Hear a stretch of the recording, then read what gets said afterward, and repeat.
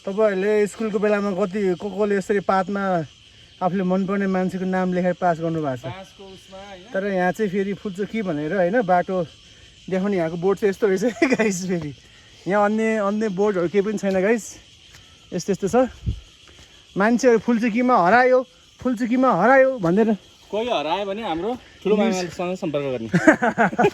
News किन आउँछ त guys? One of the reason चाहिँ मैले आज पत्ता लगाएँ गाइस। हामी चम्पादेवी हाइकिङमा गयौँ होइन, अनि उता बुढालीकण्ठ माथि त्यो हाइकिङमा पनि गयौँ। सबै ठाउँमा है ठाउँमा बोर्डहरू राखेको हुन्छ।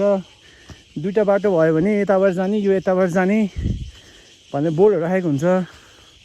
तर यहाँ चाहिँ बोर्ड भनेको त्यस्तै सानो मान्छे कन्फ्युज हुन्छ नि त गाइस। यस्तो जङ्गल छ, घना जङ्गली, यस्तो घना जङ्गल छ होइन। अनि ठाउँमा दुईतिर बाटो भएको ठाउँमा यस्तो बोर्ड राखिदिनुपर्छ। सम्बन्धित निकायको त्यो कुरामा चाहिँ ध्यान जाओस् है। मान्छे यो हराउनुको एउटा कारण मैले मेरो बुझाइमा त्यो जस्तो पनि लाग्यो। ल यस्तो छ जङ्गल है, रमाइलो छ होइन। हाइकिङ आउनेहरूलाई यो जङ्गल ट्रायल गर्ने मन पराउनेहरूको लागि चाहिँ बेस्ट अप्सन हो फुल्चोकी हाइक। तर ठाउँमा यसो बोर्डहरू चाहिँ राखिदिनु पऱ्यो, this is the way to Phulchoki भन्दै। अनि मान्छे नहराउन् कि हाफ एन आवर भएछ है।